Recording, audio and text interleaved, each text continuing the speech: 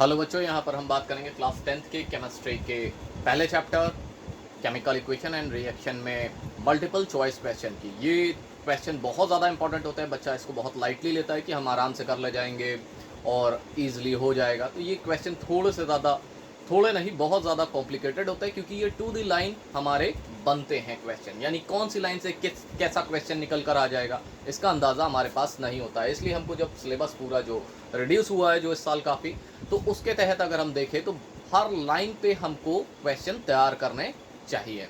ठीक है, तो इसमें पहला क्वेश्चन हमारे पास दे रखा है, which of the following is chemical change. यानी कि यहाँ पर एक मैंने लाइन करके रखी है कि पहले आपको पता होना चाहिए केमिकल चेंज का क्या मतलब है। यानी कि हम किसी की रिएक्शन करा रहे हो तो पर्टिकुलर उसमें होना चाहिए कि कोई ए में, जैसे सपोज ए प्लस बी मिलाया तो उससे हमारा सी प्लस डी कंपाउंड बना। तो सपोज जब हमने ए और बी मिलाने पर ही हमारा क्या कंपाउंड बन रहा है, सी। तो इन दोनों की केमिकल प्रॉपर्टीज इससे हमारी मिलती हुई होनी चाहिए। यानी कि यहाँ पर अगर हम देखें तो केमिकल चेंज हमारा किस तरीके के आ रहा है, यानी कि जब हम किसी कैंडल को बर्न करते हैं तो उसमें क्या चेंजमेंट आता है, यानी कि जो कैंडल का वैक्स है वो सॉलिड स्टेट, वैक्सी सॉलिड स्टेट में होता है, यानी सेमी सॉलिड स्टेट में होता है। उसको हम एग्जैक्टली सॉलिड स्टेट नहीं बोल सकते, क्योंकि अगर हम उसको हाथ से दबाएंगे तो वो क्या होगा, हमारा दब जाएगा। तो वैक्सी सॉलिड बोलता है। तो वैक्सी सॉलिड का मतलब है कि जब उसको बर्न करेंगे तो वो किसमें हमारा कंपाउंड चेंज हो जाएगा, यानी कि वो अनदर कंपाउंड हमारा, यानी कि अनदर फॉर्म में हमारा चेंज होगा। यानी कि कार्बन है तो वो कार्बन डाइऑक्साइड में या डिफरेंट टाइप के एलिमेंट में हमारा चेंजमेंट होने लगेगा। तो बर्निंग ऑफ वैक्स कैंडल एक एग्जाम्पल हो सकता है केमिकल चेंज का। दूसरा सोअरिंग ऑफ मिल्क, यानी कि जब हम मिल्क में क्या करते हैं भाई, थोड़ा सा हम उसको सोअर करते हैं तो जिसकी वजह से उसमें केमिकल चेंजमेंट आ जाता है। कुकिंग ऑफ फूड, ये तो आप जानते ही हैं कि हम उसमें डिफरेंट टाइप के जब फूड बनाते हैं तो डिफरेंट टाइप के उसमें एलिमेंट को हम क्या करते हैं भाई, मिला देते हैं। तो हमारे क्या होगा, केमिकल चेंज। यानी कि ये वाला ऑप्शन हमारा थर्ड वाला, यानी कि डी वाला ऑप्शन इसमें करेक्ट होगा। यानी कि all of these are correct. यानी कि ये तीनों चीजें हमारे किसमें स्टडी की जा सकती है, केमिकल चेंज में। केमिकल चेंज का मतलब है जब कोई कंपाउंड जैसे सॉलिड में दे रखा हो, जैसे सपोज सॉलिड में दे रखा हो तो वो किसमें कन्वर्ट हो जाए, लिक्विड में। ये एक जनरल एग्जांपल है, एक मोटा एग्जांपल है जिसको आप एक जनरल लैंग्वेज में समझ सकते हैं कि अगर कोई कंपाउंड हमारा रिएक्टेंट सॉलिड में दे रखा है तो वो रिएक्शन करने के बाद लिक्विड में चला गया होगा, तो उसका क्या हो जाएगा भाई, केमिकल चेंजमेंट आ जाएगा। इसको हम एक जनरल रिएक्शन से समझ सकते हैं। नेक्स्ट है हमारे पास, which of the following solution on mixing with water is an example of exothermic reaction. तो यहां पर वर्ड आया एक्सोथर्मिक। एक्सोथर्मिक का मतलब होता है हीट रिलीज करने वाले। एक्सोथर्मिक का मतलब हीट रिलीज करने वाले, हीट रिलीज। यानी कि ऐसे कंपाउंड ए और बी की हम रिएक्शन कराएं, जैसे सपोज ए और बी की रिएक्शन कराएं तो हमारे प्रोडक्ट में क्या हो, हीट फॉर्म हो जाए, यानी कि हीट भी हमारी निकले। इसका आपने जनरल एग्जांपल मेरे प्रीवियस लेक्चर्स में आपने पढ़ रखा है। जैसे कि आप क्या करते हैं भाई, कैल्शियम ऑक्साइड में वाटर मिलाते हैं तो ये कन्वर्ट होता है हमारा calcium hydroxide plus heat, heat में हमारा ये कन्वर्ट होता है। तो यानी कि हीट ये प्रोड्यूस करता है बहुत तेजी के साथ। तो उसी को हमको, उसी कॉन्सेप्ट को ध्यान में रखते हुए हमें इस ऑब्जेक्टिव टाइप क्वेश्चन को करना है। तो यहां पर हमारे पास चार ऑप्शन दे रखे हैं। पहला ऑप्शन दे रखा है NaOH, दूसरा दे रखा है NaCl, तीसरा दे रखा है KNO3 और फोर्थ वाला दे रखा है कॉपर सल्फेट। तो यानी कि हमें वाटर के साथ रिएक्शन करानी है। यहाँ पर लिखा हुआ भाई देखिए, विच of the following solution on mixing with water, यानी कि वाटर हमारे पास एक कंपाउंड हो सकता है और उसके बाद हमारे NaOH के साथ, सपोज NaOH के साथ हम रिएक्शन कराते हैं तो ये हमारे पास किस में कन्वर्ट होगा। तो यानी कि कहने का मतलब ये हमारी रिएक्शन जो होगी वो सिंपल हमारी क्या होगी, अपने आयंस में डिसोसिएट होगी, Na plus plus Cl minus ion में। यहाँ पर जो Na होता है वो सॉलिड होता है, जो आपको लैब में देखने को मिलेगा छोटी छोटी टैबलेट्स के टाइप में होता है। जैसे आपने कोई भी टैबलेट देख रही हो डिस्प्रिन की और डिफरेंट टाइप की आपने जो टैबलेट देख रहे हो कि उन्हीं के शेप में होती है हमारे पास NaOH। क्लियर। तो ये वाटर के साथ रिएक्ट करके अपने आयनिक फॉर्म में, यानी कि Na प्लस और Cl फॉर्म में डिसोसिएट होता है और प्रोड्यूस करता है high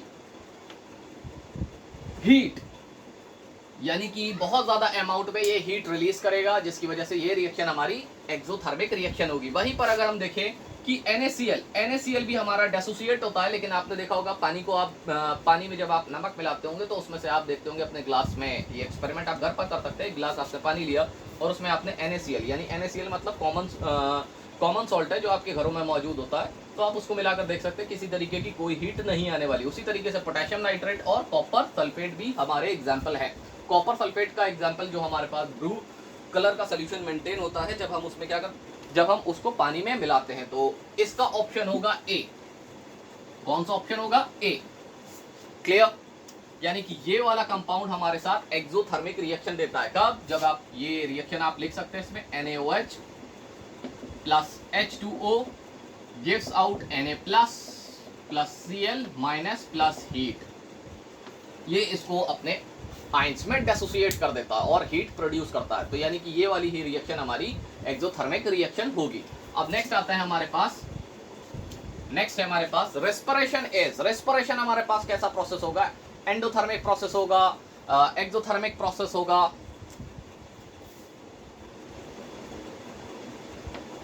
endothermic reaction, exothermic reaction, neither exothermic nor endothermic और कैन नॉट बी प्रेडिक्टेड। तो इसमें आंसर जो है वो हमारा एक्सोथर्मिक रिएक्शन होता है। यानी कि रेस्पिरेशन हमारा जो पार्ट होगा वो हमारा एक्सोथर्मिक रिएक्शन में पढ़ा जाता है। जैसे आपने खाना खाया तो आपकी हीट बॉडी क्या करती है? हीट प्रोड्यूस करने लगती है। तो इसका ऑप्शन होगा हमारे पास बी, यानी कि एक्सोथर्मिक रिएक्शन। क्लियर? नेक्स्ट है बेटा हमारे पास the substance that added to grapes bring about fermentation. यानी कि फर्मेंटेशन एक ऐसा प्रोसेस होता है जिसमें हम क्या करते हैं भाई, ग्लूकोज से, किससे भाई? ग्लूकोज से हम अल्कोहल बनाते हैं। ये हमारा इंडस्ट्रियल मेथड है, ये आपको नेक्स्ट चैप्टर्स में आने पर मिलेगा। तो इसके लिए हम क्या चीज इस्तेमाल करते हैं जो सबसे ज्यादा हमारे पास फेवरेबल होती है? Baking soda, east and lemon. तो सबसे ज्यादा फेवरेबल होता है हमारे पास ईस्ट, जिसको हम इन्वर्टेज और जाइमेज भी बोलते हैं। ये आने वाली क्लासेस में आपको मिलेगा। नेक्स्ट है हमारे पास which gas is involved when zinc react with HCl whether it concentrated or diluted। तो ये हमारे पास जब भी हमारे पास कंसंट्रेटेड हो या डाइल्यूट हो, जब भी कोई एसिड, यानी कि एसिड जब भी किसी मेटल के साथ रिएक्ट करेगा तो 110% हाइड्रोजन गैस ही प्रोड्यूस होगी। इसी तरीके से जब भी कोई बेस भी मेटल के साथ रिएक्ट करेगा तो हाइड्रोजन गैस ही प्रोड्यूस होगी। बात, और साथ में कोई ना कोई हमारे पास बाय कंपोनेंट में कोई एक सॉल्ट बनेगा। क्लियर? तो इनकी रिएक्शन हम नेक्स्ट चैप्टर यानी एसिड और बेस में एग्जैक्टली पढ़ेंगे, तब हमारे पास समझ में आएगा और हम बता सकते हैं। तो देखिए भाई, इसमें कार्बन डाइऑक्साइड दे रखी है, कार्बन मोनोऑक्साइड दे रखी है और क्लोरीन दे रखी है, साथ ही में हाइड्रोजन। तो हमारी कौन सी गैस प्रोड्यूस होगी? Hydrogen gas. क्लियर? तो option D is correct. Next पहुंचते हैं हमारे पास, when lead nitrate is mixed with KI solution, KI solution of PPT is formed. The PPT, the color of PPT is white, yellow, green and yellow. यहाँ पर sorry दो parts में हो गया, आप ऑप्शन डी को कट कर सकते हैं। तो हमारे पास तीन तरीके के कलर हैं, व्हाइट, येलो एंड ग्रीन। तो इसमें आप कौन सा ऑप्शन करेक्ट होगा? तो हमारे पास ऑप्शन है बी। क्लियर? इसकी एक एक्टिविटीज मैंने अपनी YouTube वीडियोस में बना के डाली हुई है, आप उसको चेक कर सकते हैं। वहां पर चेंज इन कलर देख सकते हैं किस तरीके का होता है। यानी कि ये वाली रिएक्शन आपको प्रीवियस लेक्चर्स में बताया गया है कि चेंज इन कलर में स्टडी करी जाती है, फॉर्मेशन ऑफ प्रेसिपिटेट में भी स्टडी करी जाती है। व्हेन PB यानी लेड नाइट्रेट NO3 के साथ जब KI सोल्यूशन के साथ रिएक्ट करता है, KI सोल्यूशन हमारा होता है कलरलेस, ये भी होता है हमारे पास कलरलेस। अब ये सॉलिड स्टेट में व्हाइट कलर का होता है, लिक्विड स्टेट में solid is white but when diluted in water, distilled water converted into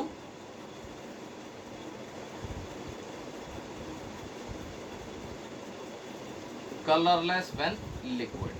तो जब ये लिक्विड में होगा हमारे पास, यानी कि ये हम लिक्विड में समझ सकते हैं, ये भी हम लिक्विड में समझ सकते हैं। तो जब ये हम दोनों हमारे लिक्विड में होंगे तो ये भी कलरलेस होगा और ये वाला भी कलरलेस होगा। लेकिन जैसे ही हम इसमें इसको ऐड करते हैं तो हमारे पास PbI2 यानी लेड आयोडाइड का येलो PPT, एरो का नीचे निशान का मतलब है हमारे पास येलो PPT बन रहा होगा। ये हमारे पास येलो PPT फॉर्म होता है।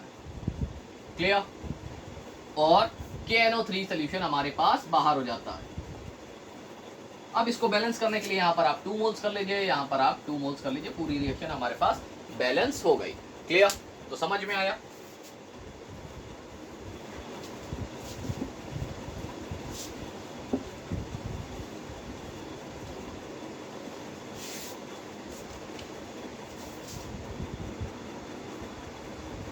नेक्स्ट क्वेश्चन है बेटा हमारे पास, which compound produce oxygen on thermal decomposition. Thermal decomposition यानी कि डिकम्पोजिशन रिएक्शन क्या होती है कि जब एक मॉलिक्यूल चाहे लाइट की प्रेजेंस में चाहे हीट की प्रेजेंस में डेसोसिएट होता है दो या दो से ज्यादा कंपाउंड में, यानी कि B and C plus A, यानी कि इस तरीके के हमारे प्रोडक्ट बन सकते हैं। जब एक सिंगल मॉलिक्यूल डेसोसिएट होता है हीट के प्रेजेंस में लाइट के प्रेजेंस में, तो वो कंपाउंड हमारा कन्वर्ट हो जाता है किसमें भाई, डेसोसिएशन रिएक्शन में। इसका एक एग्जांपल आपने पढ़ रखा था CCO3, जब आप इसको हीट कर रहे थे तो ये कन्वर्ट हो जाता CaO प्लस CO2 में, याद आया भाई। तो ये हमारी डिकम्पोजिशन रिएक्शन थी। डिकम्पोजिशन रिएक्शन हमारे पास 3 तरीके की होती है, ये सारी चीजें हम आपको प्रीवियस वीडियोस में बता चुके। तो अब इसमें हमारे पास कौन सा कंपाउंड दे रखा है, इसमें हमारे पास दे रखा है potassium nitrate, potassium chlorate, calcium carbonate और सोडियम नाइट्रेट। तो इसमें डिकम्पोजिशन रिएक्शन होगी हमारी, जो हमें ऑक्सीजन प्रोड्यूस कर सकती है, जो हमें प्रोवाइड करेगी कौन सी भाई, KClO3। क्या होगा भाई, KClO3 को, जब KClO3 को आप गर्म करेंगे यानी हीट करेंगे तो ये डिसोसिएट होता है KCl प्लस ऑक्सीजन में। तो यहाँ पर हम 2 मोल्स कर लेते हैं, तो सिंपल ये हमारी पूरी रिएक्शन बैलेंस हो जाती है। तो हमारे पास option B is correct.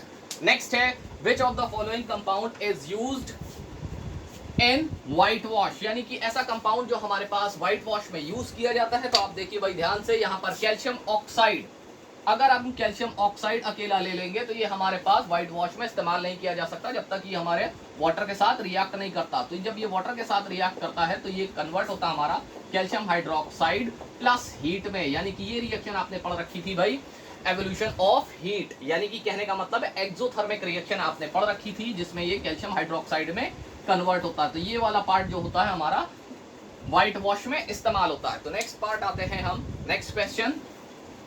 Next question हमारे पास दे रखा है, what is the formula of rust, यानी रस्टिंग ऑफ आयरन की हम यहां पर बात पूछ रहे हैं। जब आयरन जो होता है भाई हमारा रिएक्ट करता है ऑक्सीजन के साथ प्लस वाटर के साथ, तब ये हमारा कन्वर्ट हो जाता है भाई, तब ये हमारा कन्वर्ट होता है Fe2O3 इंटू XH2O। ये आपने रस्टिंग के फॉर्मूले में पढ़ रखा। अब इसको बैलेंस करने के लिए हमको यहाँ पर 4 का मल्टीप्लाई, यहाँ पर 3 का, यहाँ पर 2 का, तो पूरी रिएक्शन हमारी बैलेंस हो जाती है। तो correct answer is Fe2O3 into XH2O। ये रिएक्शन हमारी कैसी होती है, ये होती है हमारे पास रेडॉक्स रिएक्शन। क्लियर।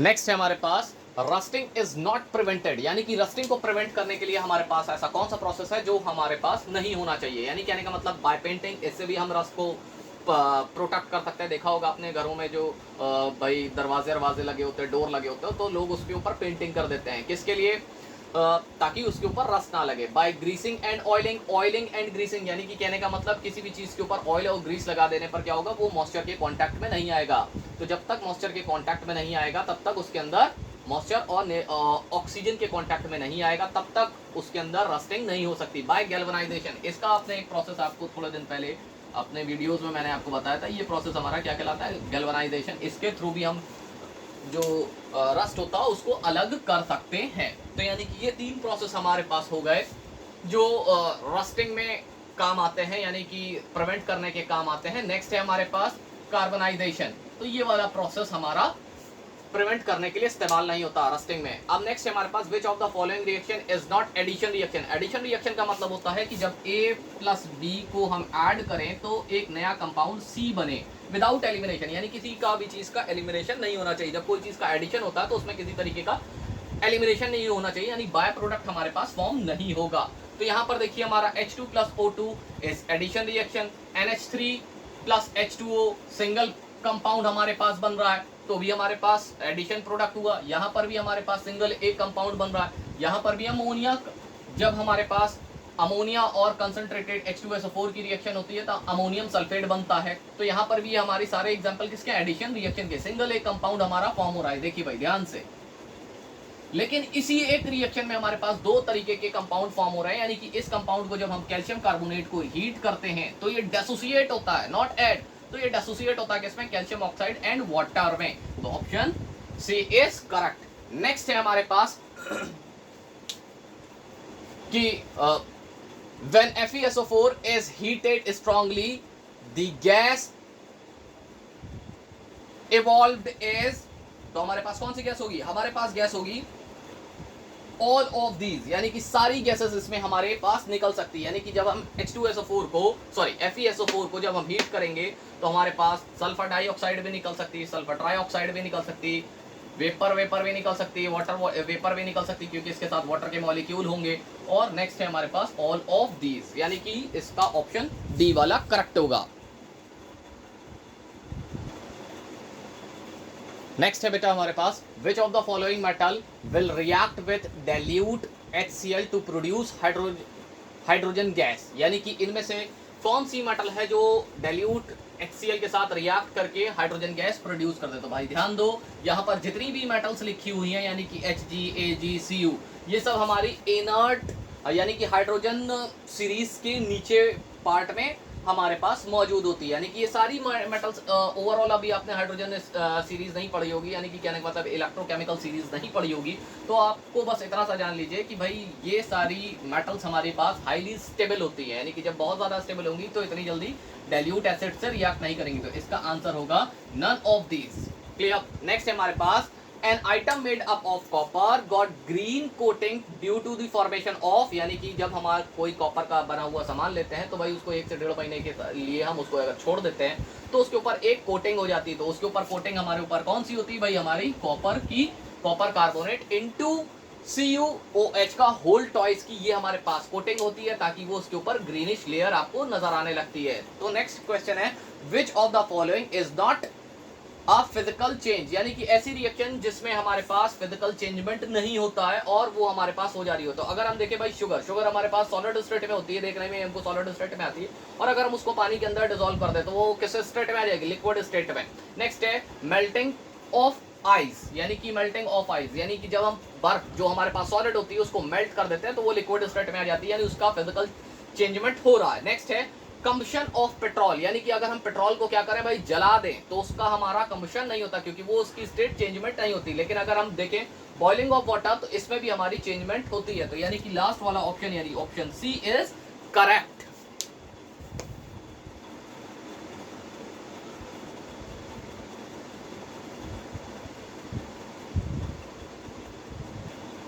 नेक्स्ट है हमारे पास when ammonia react with oxygen converted into nitrogen monoxide and water, this reaction which type, तो यानी कि कहने का मतलब ये हमारे पास रिएक्शन किस टाइप की होगी, कॉम्बिनेशन रिएक्शन होगी, डिस्प्लेसमेंट रिएक्शन होगी, रेडॉक्स रिएक्शन होगी एंड डिकम्पोजिशन रिएक्शन होगी। तो देखिए यहाँ पर नाइट्रोजन हाइड्रोजन कंटेनिंग एलिमेंट है, यानी कि नाइट्रोजन के पास हाइड्रोजन एलिमेंट मौजूद है और प्रोडक्ट में क्या हो रहा है भाई, ऑक्सीजन एलिमेंट आ जा रहा है। तो यहाँ पर देखने में ही समझ में आ रहा है कि एडिशन ऑफ ऑक्सीजन हो रहा है। क्लियर, समझ में आया। वहीं पर देखिए नाइट्रोजन के पास हाइड्रोजन मौजूद है और वो यहाँ पर वाटर मॉलिक्यूल एलिमिनेट हो रहा है। तो ये रिएक्शन हमारी रेडॉक्स रिएक्शन कहलाएगी, यानी एडिशन ऑफ ऑक्सीजन इस रिएक्शन में हो रहा है। नेक्स्ट है हमारे पास the reaction is used for preparation of oxygen in lab as, कौन सी होंगी भाई, यानी कि एक रिएक्शन दे रखी है, इस रिएक्शन का इस्तेमाल हम कॉम्बिनेशन रिएक्शन में करते हैं, एक्सोथर्मिक रिएक्शन में करते हैं, डिकम्पोजिशन रिएक्शन में करते हैं, या B and A reaction correct. तो यहाँ पर हमारे पास देखेंगे भाई ये हमारी थोड़ी देर पहले भी हम इसको स्टडी कर चुके हैं कि हीट देने पर ये दो पार्ट में एसोसिएट हो रहा है, तो ये थर्मल डिकम्पोजिशन यानी कि डिकम्पोजिशन रिएक्शन में स्टडी किया जाएगा। नेक्स्ट हमारे पास which of the following reaction is decomposition reaction, यानी डिकम्पोजिशन रिएक्शन ऐसी रिएक्शन होती है जिसमें एक सब्सटेंस दो या दो से ज्यादा पार्ट्स में स्प्लिट होता है। यानी कि कहने का मतलब नेक्स्ट हमारे पास आया KClO3, ये हमारे पास ऑलरेडी डिकम्पोजिशन रिएक्शन होती है। MgO plus water converted into magnesium hydroxide. Next है हमारे पास कैल्शियम कार्बोनेट, इसको हीट करते हैं तो ये हमारे दो पार्ट्स में टूट जाता है, यानी कि ये वाला भी ऑप्शन सही है और ये वाला भी ऑप्शन सही है। तो नेक्स्ट हम अगर बढ़ते हैं तो आगे देखने पर हमको क्या मिलता है, first and third option is correct. तो यानी कि ये वाला पार्ट फोर्थ वाला हमारा करेक्ट हो जाता है।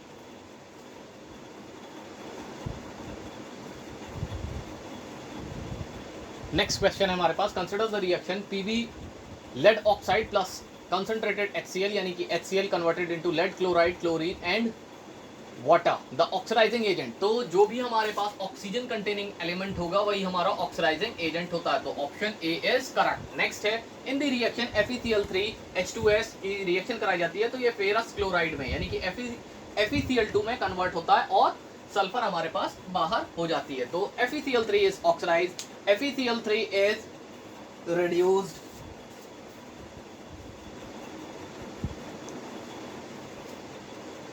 H2S is reduced and H2S is oxidized। तो यहाँ पर हमारे को देखने में मिल रहा है क्या भाई, FeCl3 क्या हो रहा है भाई, रिड्यूस हो रहा है। भाई देखिए भाई, रिड्यूस होने का मतलब वो उसके ऊपर भाई चेंजमेंट आ रहा है, यानी कि यहाँ से अगर हम यहाँ पर देखें तो यहाँ पर क्या हो रहा है भाई, यहाँ पर इसकी आयरन की ऑक्सीडेशन स्टेट +3 है और ये जा रही है हमारे पास +2 पर। तो क्या करना पड़ेगा +2 को बनाने के लिए -1। तो माइनस का मान का मतलब gain of electron, gain of electron means यानी रिडक्शन, यानी कि ये वाला आयरन यहाँ से यहाँ पर क्या हो रहा है भाई, रिड्यूस हो रहा है। नेक्स्ट है हमारे पास which of the following reaction is redox reaction. तो यहाँ पर चेक करिए कि कौन सी रिएक्शन हमारे पास रिडॉक्स रिएक्शन है। तो यहाँ पर देखिए भाई BaCl2 Ba के ऊपर +2 चार्ज होगा, H2SO4 में फिर Ba+2, यहाँ पर भी +2 चार्ज हो रहा है, यानी कि इस रिएक्शन में किसी तरीके का कोई चेंजमेंट नहीं आ रहा है, तो ये रिडॉक्स रिएक्शन नहीं हो सकती।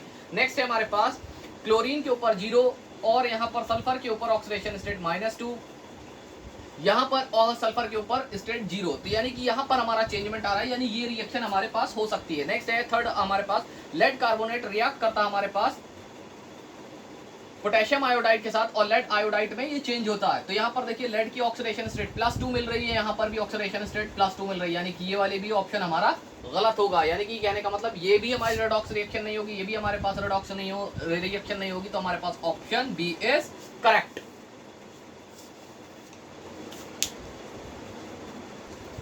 नेक्स्ट है हमारे पास the reaction H2 + Br2 gives out 2HBr is the example of, यानी कि कहने का मतलब यहाँ पर ये डायटोमिक ये 0 होगा, ये 0 होगा, इसके ऊपर +1 चार्ज, इसके ऊपर -1 चार्ज, डेल्टा माइनस, तो ये हम एग्जांपल किसका होगा। तो यहाँ पर देखने में समझ में आ जा रहा है ये रिएक्शन हमारी रिडॉक्स रिएक्शन होगी। क्लियर, यानी कि अकेली ऑक्सीडेशन नहीं हो सकती, अकेले रिडक्शन नहीं हो सकती, डिस्प्लेसमेंट रिएक्शन होने का सवाल नहीं उठता, ये हमारे पास रिडॉक्स रिएक्शन होगी। अब नेक्स्ट है हमारे पास which of the following metal will not displace hydrogen from dilute mineral acid. Mineral acid का फॉर्मूला होता है HX। तो कौन सी ऐसी मेटल होगी भाई जिसकी रिएक्टिविटी हमारी बहुत ज्यादा स्टेबल हो, यानी कि हाइड्रोजन से नीचे वाली जितनी भी मेटल्स होंगी वो हमारे पास क्या होंगी, इसमें हमारे पास SN। तो SN यानी कि सब्सटेंस जो होती है वो हमारे पास क्या कर पाएगी, क्या नहीं कर पाएगी, हाइड्रोजन को डिस्प्लेस नहीं कर पाएगी। नेक्स्ट है which of the following metal can not be displace hydrogen from cold water. Clear, तो दिस वन इज AU, ये हमारे पास डिस्प्लेस नहीं कर पाएगा ड्यू टू हाई स्टेबल, ये हाईली स्टेबल होता है और बिलो दी हाइड्रोजन जो इलेक्ट्रोकेमिकल सीरीज होती है, यानी इलेक्ट्रोकेमिकल सीरीज के नीचे की तरफ, ये हाइड्रोजन से नीचे की तरफ मौजूद होता है, यानी कि ये बहुत ज्यादा रिएक्टिव नहीं होता है, ये स्टेबल कंपाउंड हमारा होता है। तो ये हमारे 25 क्वेश्चंस थे जो आपको मदद कर सकते हैं टेस्ट में, एग्जाम में।